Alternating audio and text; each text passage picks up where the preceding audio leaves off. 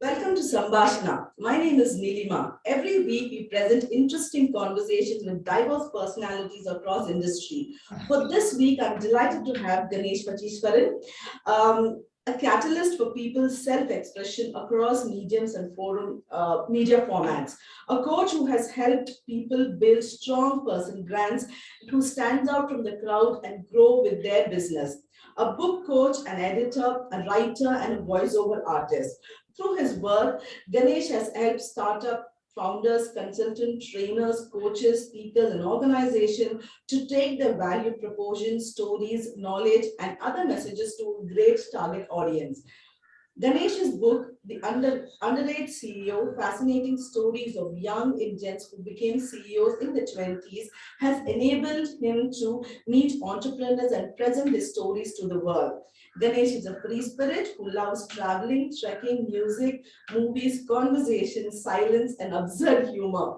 Very warm welcome. Super thrilled to be having you for this Sambhashana on person branding. In spite of your busy schedule, Ganesh, you made time for this Sambhashana. Big thank you to you. No. I should say that in spite of your busy schedule, you've thought it fit to invite me. And I'm very happy and thankful for that. Really. Thank you so much.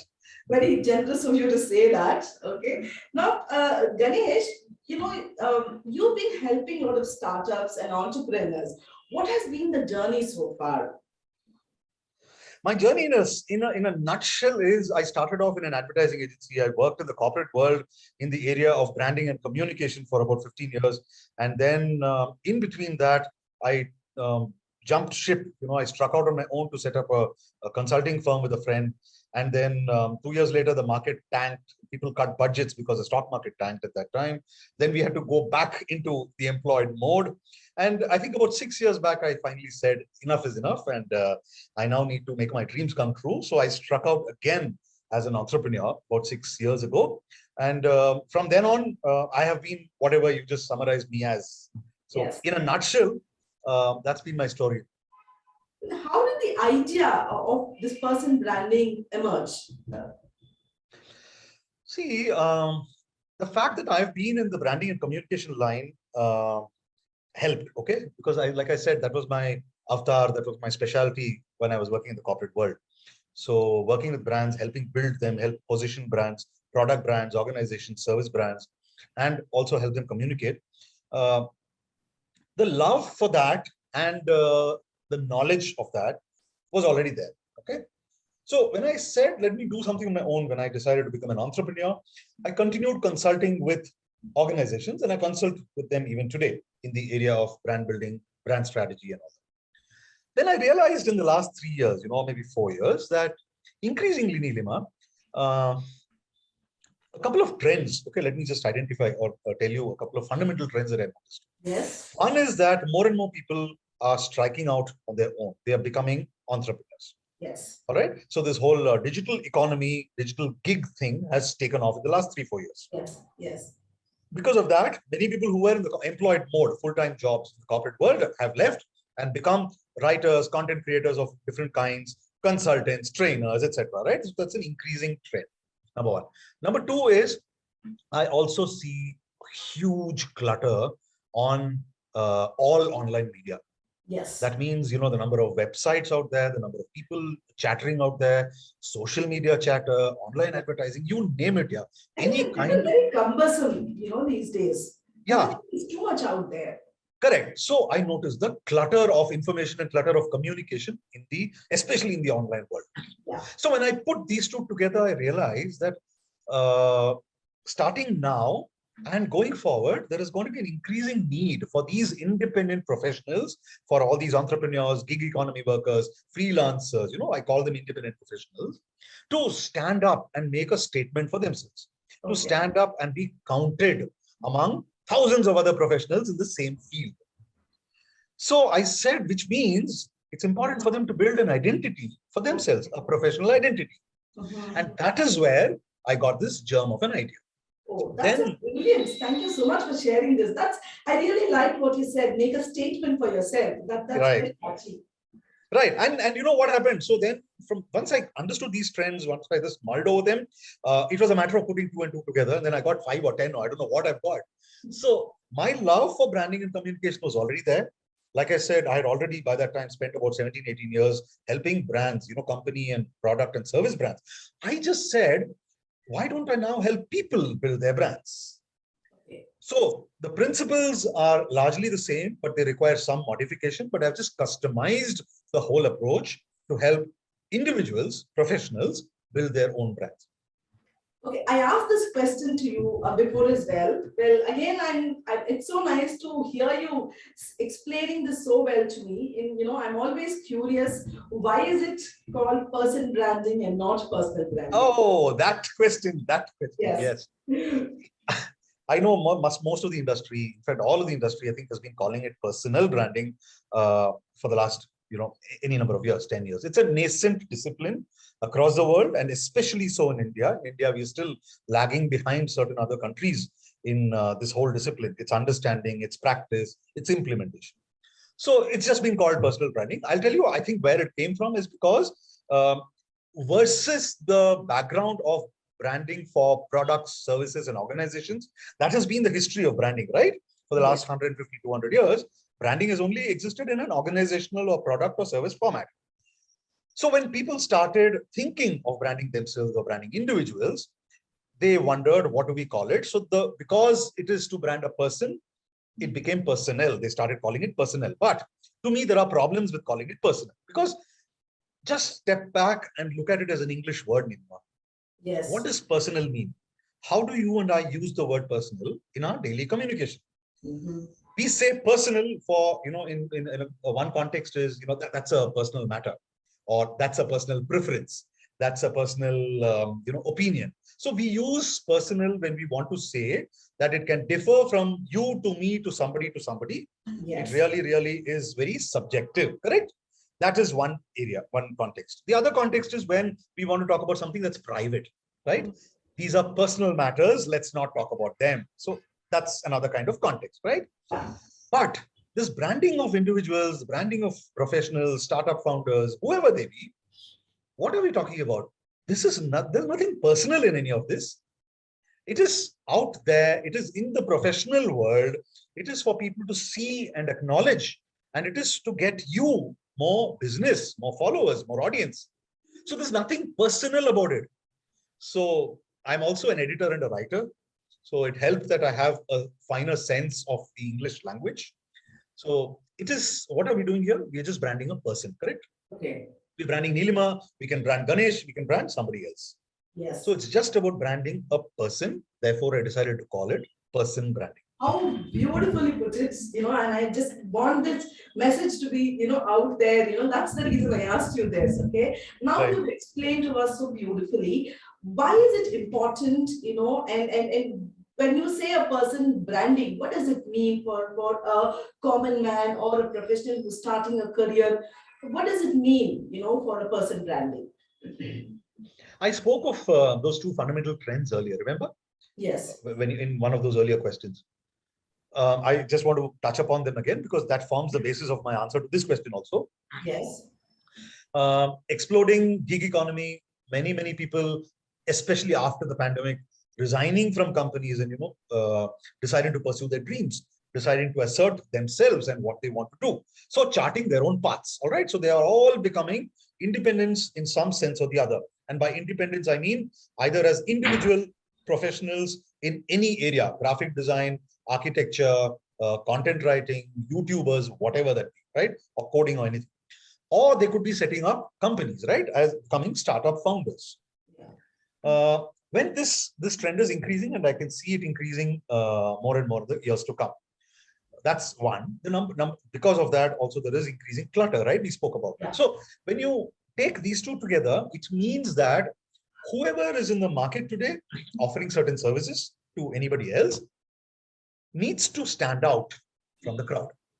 All right. So at its crux, it all comes from the need to stand out. Okay. Stand up for yourself, stand out from the crowd, and make a statement about who you are. That is the essence, and that is the beginning, or the root of this whole need for branding oneself. Okay. Now, look at organizations and products. There are insurance companies, there are airlines, there are hotels, right? So you have well-known brands in all these industries. Taj is a great brand of hotels, right? Yes. Taj Mahal is a brand of tea. Tata is a corporate house, huge brand, large group with many, many different offerings. Similarly, there are other brands, right, in practically every product or category. Similarly, if you were to look at Neelima, I'm just taking you as an example. You are one of those people who are an independent professional. You want to stand out from the crowd. And so do I. In my own field, I want to do the exact same thing. I also want to attract the right kind of audience to me, right? I want them to come to me and say, hey, Ganesh, I have this need, I have this problem, I have this gap. Can you help solve this? So I want to tell people, therefore, why should they come to me? Correct? Only if I give people a compelling reason, will they come to me? It's like saying, why am I choosing to stay in a Taj hotel? Because in my mind, Taj has given me a compelling reason to choose Taj over an Oberoi or a Leela or somebody else. Similarly, I might forever fly. I can be very loyal to a particular brand of airlines. I can be very particular to loyal to a brand of beer. I'll have only this beer and not any of the others. So this kind of loyalty, this kind of attraction to certain brands comes only when you have a very compelling reason. Now, apply all of this to an individual. Okay, so what are we saying? This is the importance of personal branding, and this is what it can help you do. Yes. It helps you articulate first for yourself, and then for the market. Four things. The crux is just about answering these four questions. One, who am I and what do I offer? All right. Two, how do I help you? Who do I serve? Okay. And why me? So there are four questions. Yeah. What do I offer, or who am I? Yes. Who do I serve? What do I offer? Oh, sorry. How can I help you? Yeah. And why should you come to me? Amazing. Yes. Yes. So if you notice, Neelima, most of us, I'm generalizing, there are exceptions, of course, do not have clear answers to these. Yeah. Yes. That's an unfortunate truth. Yes. So that's the starting point. You establish that first for yourself. Using this, you communicate very powerfully, very authentically to the market segment you want to go after. And that is how you attract the right kind of business for yourself. Awesome, awesome. And Ganesh, is there a right age, or when should one start investing in your brand, or be aware of who you are and what your brand and what you stand for? Excellent question. Yeah, excellent question. The right time, there's no particular formula, there's no particular age or whatever. All of us are by nature, unwittingly, without realizing it, brands from the time we are born. Just think about it, right? Yes. Over a period of time, because of various factors, we become certain kinds of people, right? And at every stage of life, we behave in a certain way, we say certain things, we act in a certain way, correct? And other people, therefore, have certain impressions about ourselves, right? This happens throughout life, but instinctively, very subconsciously. When you decide that you want to make it big in any field, when you want to grow and keep growing for the next, so many years, when you want to create a distinct identity for yourself and be known for that, yes, that is the right time for you to start creating your brand. Okay, okay. So these are the triggers I would encourage you to think of. Okay, okay. And Ganesh, there is one section of people that is from the corporate, like CEOs or vice presidents, or who constantly the brand is built. And one side we see the personalities like Bollywood personalities. That the brand is constantly built. Right. Often, and because I'm a PR person and I have seen in the corporate world, wherein at the mid-management level or, the budding managers, they take a back seat when, like you just said, when I asked you, what's the age? These, the managers are not aware, that they are a brand, they offer a service, they have something to offer. That's Why true. is that, that people are not aware of it, and why does this often happen only to the mid management or the entry level professions or managers? See, what you're saying is absolutely right in the corporate world. But if you were to step back, and I think I've discussed this with you earlier once, just look around us. In any field, any kind of professional, whether they are startup founders or independent professionals or working in the corporate world, 95, 99% of the people do not think of themselves as brands. Yeah, that's the unfortunate truth. That's where we are. I think we have to move forward. Now there has to be a change of mindset. We have to evolve, and so which is why part of what I do is also to educate, is also to keep spreading the word, about the Yes. need. So you're absolutely right, but I'm only saying that this fact that you mentioned is not restricted only to the corporate world. Even amongst entrepreneurs and other professionals in any field, you will find that many people don't think of themselves as brands, and it's time they change that. In the corporate world, specific to your question, I think it comes from the need to belong, yeah, okay, at one level, because there are policies, there are, quite strong and rigid frameworks in the corporate world, and employees have to, rightly so, in one sense, they're all valid, all those frameworks are important, but they have to fit in, they have to conform. Mhm. So because of that, I think somewhere employees lose touch with what it is that they really want to do, what are their core strengths, what is it that they can shine in, in which areas, or doing what can they shine in. When I speak to corporate executives and I even coach them, I find that they haven't asked themselves these questions. Okay. I think they have to change that by being in deeper touch with yourself, understanding what your strengths are, what is your story, how do you Okay. see your career progressing, or how do you want it to progress. If you ask yourself these questions, you'll get some answers, right? And apart from asking, we need a mentor like you. Ah! Yeah. That's the starting point, Nilima. And then the answers flow. Once the answers come out, then it's a question of focusing on certain elements of branding, right? Certain elements that need to be built when you build a person brand. If you were to just diligently build those and follow those, then even corporate professionals can build their brand over a period of time. Great.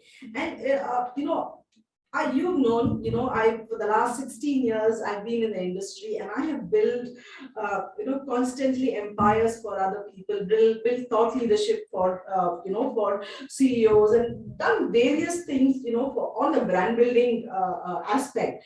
As a PR profession, I would want to hear from you, what are the takeaways, that a PR person should do in terms of their brand building, while parallelly building empires, for other brands. For their clients.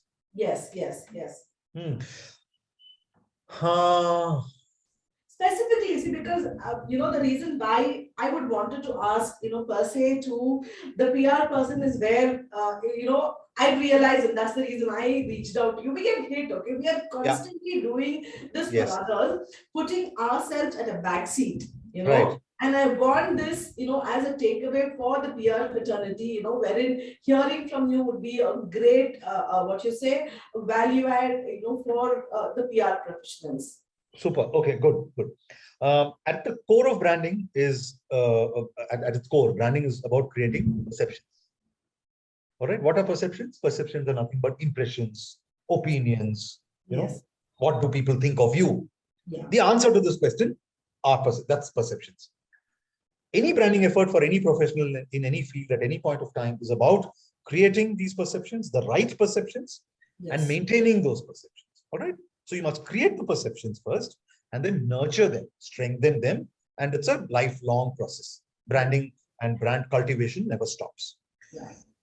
Now come to the context of PR professionals. What do you do? What is the core expectation of a PR professional? It is to help your clients, which is, other brands, communicate their stories to their target audiences. All right. In the traditional model, this has been done through traditional media. We had television, we had radio, we had print, we had stuff like this, which were media vehicles. And the role of the PR professional was to harness the power of these vehicles, get interviews, get exposure for the brands, for their clients. And exposure could come as interviews, as reports, as features, articles, mentions, all of that, right? Now, those principles by and large have not changed. Only thing is that many other kinds of media have come in. We now have, from a TikTok to Instagram to But all, websites, to yeah, blogs, all these are media to be considered, and they're very, very important media today. yes. So this is a great opportunity for brands as well as challenging because, like you said earlier, there seems to be too much happening in the digital world. People do not understand that. They don't know how to navigate that. Okay. This is the situation of a typical brand, which is a PR professional's client. This is a typical situation. Now, once you understand this, you ask yourself as a PR professional, what is my role? What is the role I can play today to help communicate my clients' stories or convey my clients' stories to their audiences powerfully in today's scenario, in today's dynamic online scenario? That is the question I think enough PR professionals do not ask themselves often enough. I think even today, I've interacted with enough of them because I've been in the branding and communication line for 20 years now. I still see that they follow a very, very transactional process. The whole mindset is very transactional. So they sign up with a client. There are exceptions, of course. Again, I'm generalizing.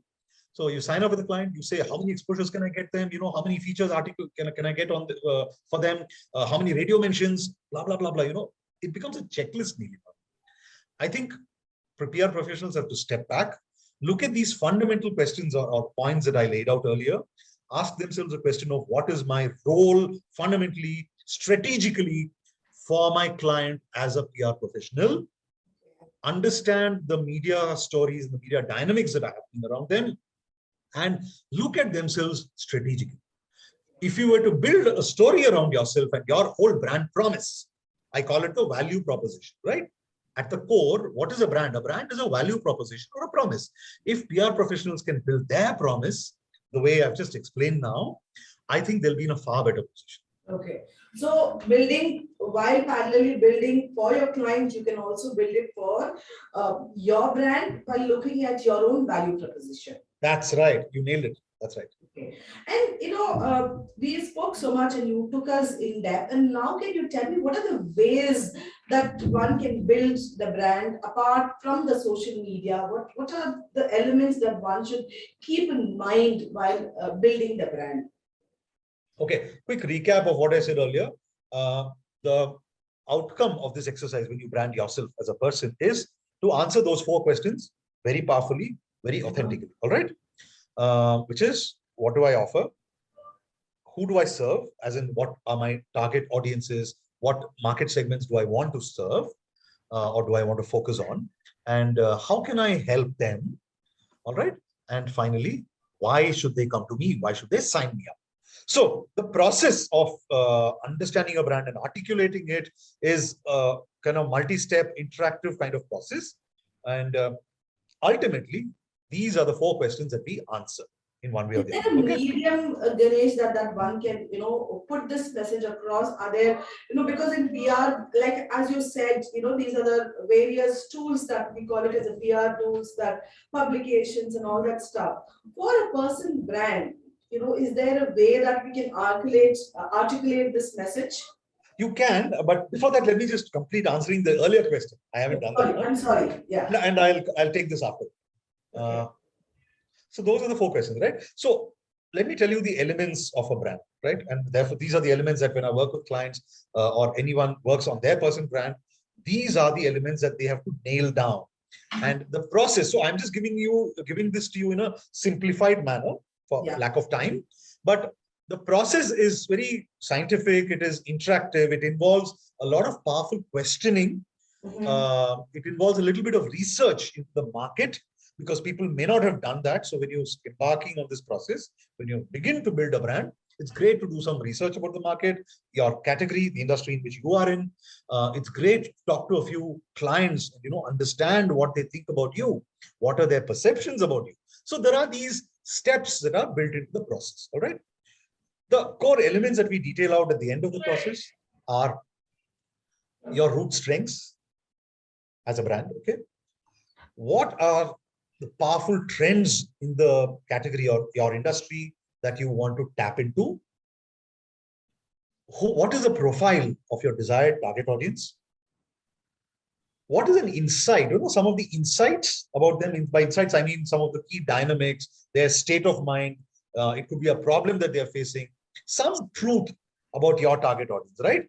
What is it? So you must identify 2 or 3 of these and say, which am I going to ride on? So these are some of the truths that I am going to ride on as a brand when I establish my, okay.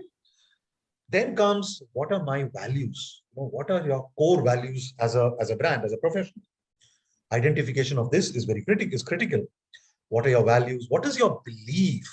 Another thing I love, I trip on this is, what's your driving belief? Okay. Identifying that is also, that's another key element. So your values, your personality, and your driving belief. Then comes the key benefits. But can you repeat that? Driving what? Driving belief. I said driving belief. That was not clear. That's why I asked you. Okay. Okay.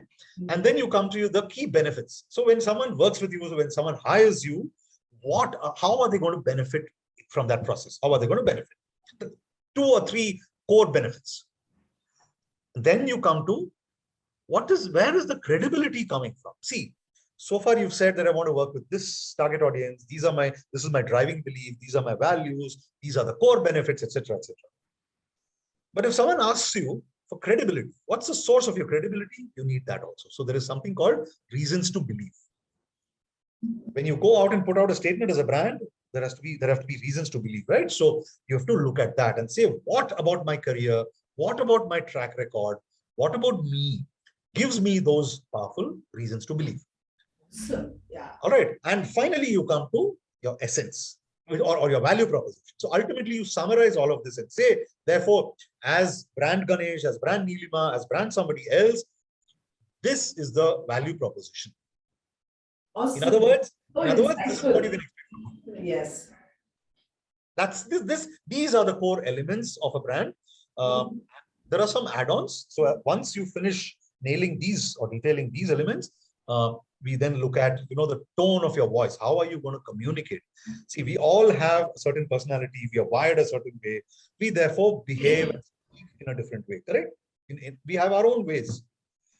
The same goes with brands. So Nilima, I don't know if you noticed from much of what I've said, brands are in many ways similar to human beings. So when you build, can you hear me?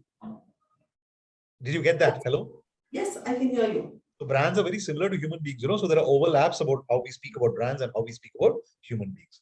So once you nail all of these, how you communicate is another thing that goes into your brand identity, the tone of voice, then your design palette, the kind of colors that your brand should ideally adopt and stick to. There is some flexibility, so we call it a palette, right? So you create that. Then there is something called a brand vocabulary. Oh, wow. Okay. So, yeah. By and large, what are the kind of keywords, what are the terms and phrases that this brand is going to use in its communication? All right. So we define that also. So put together, we create something called a brand identity map, all right, or a brand key. So I love calling it a brand key because it's like the key to your entire brand. It opens up your brand. So this is the document, or this is the blueprint that you prepare. And then what you do is you internalize this. You say, this is what I am. You practice it, you mull over it, you thrash it out. It has to be part of you, Nilima. So the minute you step out tomorrow to meet someone, the minute you have to send an email to somebody, the minute you have to speak to a prospect over the phone or create collaterals like your website, your LinkedIn profile. See, there are many ways in which we communicate, right? Your brand's identity, this key that we spoke of, has to be translated into all of this, all your communication. That is important. And what are the mistakes one should avoid when you're building your brand? Because since you've taken us with, in depth about, what is your brand proposition, what are the mistakes one should avoid while building your brand? Mistakes. Okay. Good question again. Interesting question. One is to try to be in many different fields. I want to try to do this. I want to do that. I want to do that. And there are many people who think like that. All of us have different, more than one desires, we may be having multiple strengths. We may, what do I say, be good at more than one thing, of course. But when you take the conscious decision to brand yourself and acquire this mentality, you have to pare down your choices. You have to choose. You have to filter. That's important.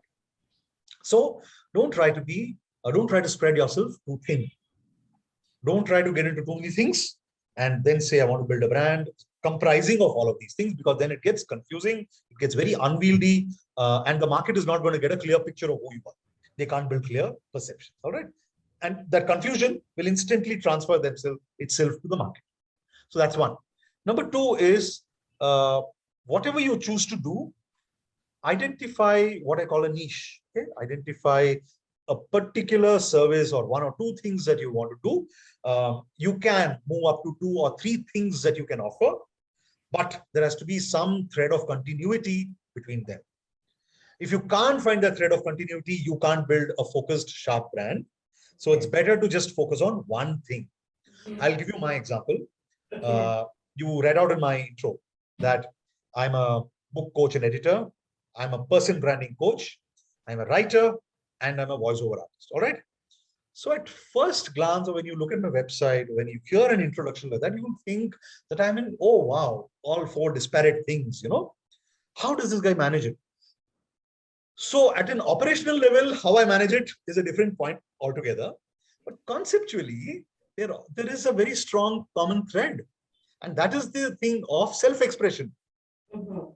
So when I did this exercise for myself a few years ago, I understood this, I discussed, debated, thrashed it out in my mind and just said, look, self-expression is the common thread. And I love to do that. I'm good at that. And that is how I first got into writing. I was only in writing. But this thought of branding myself as a self-expression catalyst has helped me decide which other fields I can get into and which other fields I should not get into. So if you don't have this common thread, it's better that you just be just a PR professional, just a writer, just a graphics designer, and be done with that. All right. That's one. Don't spread yourself thin. Do not get into too many things. Number 2 is, even when you are just doing that one thing, don't try to be everything for everybody. Many people come to me with that kind of a desire, and then I have to spend about half an hour just to talk them out of it. So I tell them, boss, again, you have to focus. You have to choose. You can be something to everybody. You can be everything to somebody, but you cannot be everything to everybody. Yeah. So another core tenet of building a strong brand is to filter, prioritize, choose, and say, therefore, let me say I'm a web developer, okay, or I'm a coach or whatever. So there are many kinds of segments. That is part of your branding process. You understand what the market comprises. What are the segments? Each segment behaves differently. Each segment has different needs. Then you identify which are those 1 or 2 segments that you are best suited to serve. And then you stick to them and build your brand for them. So that is mistake number 2. All right. Mistake number 3 is thinking that branding is about social media. And that is a very big mistake today. I think it's a very glamorous mistake, because it all seems, glamorous to be on LinkedIn or Facebook or Instagram and then keep posting stuff. So I call this mentality putting the cart before the horse. Do not do that. It's essential to first articulate your brand, to understand those fundamental points and answer those questions I mentioned earlier. So build your brand key, answer those 4 questions very convincingly. That's the foundational work. I don't see many people do that. I wish they would, right? Once you do that, it gives you clarity. The rest of the process of communicating becomes simple. And the market sees you, the perceptions you build are the perceptions you want to build. Okay.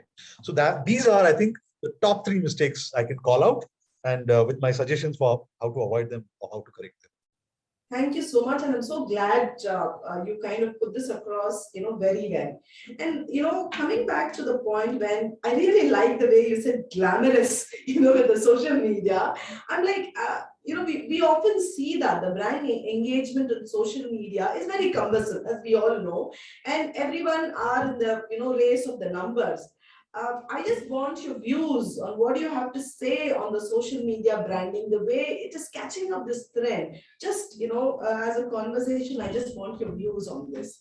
It's not catching up. I think it's just running away. It's becoming chaotic. It's becoming something and also else. across ages. It is not Absolutely. across ages, Ganesh. Yes, yes, yes. So there are two big parts. One is the personal part of social media, personal aspect, and the other is the professional aspect. Correct? One needs to look at this very differently. All of us are personal. We have our personal lives, and we would want to share some of that. We are social people, so we want friends, we want acquaintances, we want to swap stories about us, and social media is great for that. Social media is also great in the professional context to build your business, to build your brand, to communicate in a very professional sense, okay? To attract the right kind of audience and to grow your business or to grow your career. I find that many people have jumbled both of these in their minds, so they do not separate these two parts or aspects of social media. I'd encourage you all, listeners, viewers, to do that first. And then step back and see, professionally speaking, we discussed the entire brand building process in a nutshell. And then if you want to build your brand, your person brand, you have to then see which social media channel makes most sense for that. This may not be the social media channel that will make sense for your personal life. So again, taking my example, if you were to look at my Facebook and my LinkedIn feeds, there is a stark difference between the two. I've made Facebook my primary vehicle for personal story swapping, being in touch with friends and acquaintances, and that kind of thing. So that's why my personal life is mirrored in some sense. I talk about my personal thoughts, private thoughts. Anything other than business can also figure on Facebook, but not so on LinkedIn. In LinkedIn, I restrict my posts to the stuff I want to professionally speak on. So building this distinction is very important. And please choose to be in the professional sense as a brand. Please choose the social media that are very, very relevant for your target audience. So you as a brand have to be where your audience is. Okay. So is that a Reddit? Is that a Quora? Is that LinkedIn? Is that where? Pick two such channels where they are most active. Your target audiences are most active. Stay there, nourish those channels, build your presence professionally as a brand in those two channels. Don't try to do too many things. Don't try to be on other channels or too many of channels. Just stick to these two most important ones and do it. And separate your social feed or your professional feed from your personal feed. Personal feed. Yes. I mean, Ganesh, I totally, for me, this is, it's like because I have, taken all this to you, but it's such a refresher, you have shared so much of information so patiently. I've always appreciated you for this, and thank you so much. Thank you, yeah, thank you for that. I'm just happy that you're receiving it well and it makes sense to you. I'm happy about that. I must say, because without the guidance of you, I wouldn't have started this talk show. We've been echoing this so much. Without your support or your guidance, I wouldn't have been able to, in a way, this is also my kind of brand, my brand story to say that. But then, I wanted people to benefit. I wanted people to reach out to you and then figure this out, how this can help them, and tell us how one can reach you. What are your social media handles that people can reach you? Yes, so people can mail me on thewholehog@gmail.com, which is THEWHOLEHOG @gmail.com. I access this regularly. I'm pretty prompt at replying. Then there is Facebook and LinkedIn. So on LinkedIn, I am Ganesh Vancheeswaran. Just look for me by name, and then there is the tag of catalyst of self-expression or self-expression catalyst. So you'll see that in the LinkedIn tag or that URL itself. So that's me. So I think between these two, you've have me covered. And then there is Facebook. So on Facebook again, I'm Ganesh Vancheeswaran with the same kind of tags. So please connect with me on all of these three. I'd love to hear from people, and I love conversations. Yes, and I'm going to endorse, if you are, I'm going to endorse you, Ganesh. Oh, if people really? reach out to you, what to expect? I will tell you. Firstly, you are such a person's person and you make the person feel so comfortable and so human in nature. That's one thing which I've come across, and the rest is you leave, let them discover what their takeaway is from you. Okay. Now coming up to the last. That's so generous of you. Yeah, that's so generous. No, I'm genuinely, I have said this, but I'm going to say this on record as well, because otherwise, in my first instance, just to call out, we wouldn't have met for breakfast in the morning. Tell me how. And one more breakfast meeting is pending. We should do that soon. We'll do that soon. Finish with your travel and then come back and let's do that. Okay. Moving on to the last and interesting section, which I keep it as a surprise element. The fast five. The first one is okay. The fast five. Yeah, the fast five section, where this is a surprise element where I'll ask you random questions, and you can answer. You can choose to answer whatever way. Okay. Okay. If given a choice, what would you choose your career to be? What it is now. Whatever you would want to. What it is now. What is now? Okay. What it is now. This is exactly what I would choose. Awesome, awesome. What is your favorite song? Too many of them, yeah. Too many. Okay. So I listen to Carnatic jazz and Hindi and ghazals and so many stuff, so many things. So there isn't really one, boss. All right, no problem. If you were locked in a room for a few hours, who would that one person be you would want to be locked with? My wife. Awesome. Love is Charu, my wife. Absolutely, nobody else. Okay, your most memorable trip. I know you are a travel person. Your most memorable trip. One of the things that comes to my mind immediately is my trek to the Pindari Glacier. The Pindari Glacier is up in the higher reaches of the Himalayas in Uttarakhand, in the Kumaon belt of Uttarakhand. So we did a 7-day trek from the base point to there. That was wonderful. Yeah, that was wonderful. So, completely in the wilderness and, practically not seeing anybody for nearly half a day. You would meet them only when you halt at small shacks for lunch, very, very basic kind of lunch. And then walking by those, high altitude mountains and streams, you had to cross the streams, you had to walk along tough terrain and, feeling the sun and the breeze and just being in the mountains for 7 days at a stretch. And in a very rooted, humble kind of way. Yeah, there is no luxury there. All these are the luxuries. You don't have material luxuries. Okay. So then you realize what the true luxuries of life are. Okay. I did this trek with my wife about 13 years ago. Mm-hmm. But you asked me, and this is what first comes to mind. Okay, all right, that's great. And if you have a favorite colleague or your favorite boss, who are they? This friend of mine, Tuhin Ghosh, is who comes to my mind. He's the person I'm talking about. So I think I value this relationship a lot. So we met as founders. At that time, we were new to each other. We were strangers who then became first business professionals or partners, and then also quickly became friends. So I think that relationship, and Tuhin is someone I really value and cherish. The same Tuhin we know. Yeah, same view. Okay, all right, okay. I really cherish that. Yeah, we're winding up this, and I must say, I have learned so much. I know there are a lot of takeaways from this. The way you patiently answered all my questions. I hope people find this insightful, and thank you so much again. And I didn't ramble, right? No. No, that's why I said you patiently answered all the questions. Okay.